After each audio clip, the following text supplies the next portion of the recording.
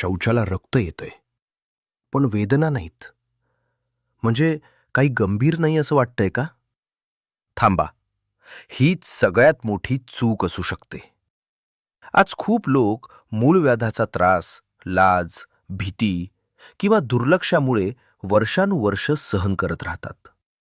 पण लक्षात ठेवा, मूळव्याध हा लाजेचा नाही, समजून घेण्याचा आजार आहे.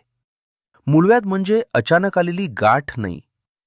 आपल्या गुदद्वाराच्या आत लहान लहान शिरा असतात. जेव्हा त्यांच्यावर बद्धकोष्ठतेमुळे, जोर लावून शौच केल्यामुळे, टॉयलेटमध्ये जास्त वेळ बसल्यामुळे सतत दाब पडतो, तेव्हा त्या शिरा फुगतात. आणि तेच असतं पाईल्स. मूळव्याध म्हणजे जखम नाही, तो रक्तप्रवाहाचा बिघाड आहे. म्हणूनच फक्त मलम, क्रीम किंवा तात्पुरता उपाय नेहमी उपयोगी ठरत नाही.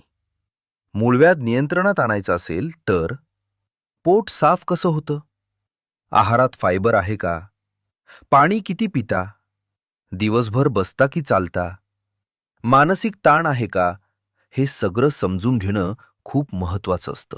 डॉक्टर गुरव, ॲडव्हान्स होमिओपॅथिक क्लिनिकमध्ये आम्ही मूळव्याधाकडे फक्त गाठ म्हणून नाही, तर पूर्ण माणूस म्हणून पाहतो. योग्य समुपदेशन, आहार व जीवनशैली मार्गदर्शन आणि वैयक्तिक उपचारांनी अनेक वेळा शस्त्रक्रिया टाळता येते. मूळव्याध लपवू नका, समजून घ्या आणि वेळेवर उपचार घ्या. मी आहे doctor Vinayak Gurav. Doctor Gurav, advance homeopathic clinic.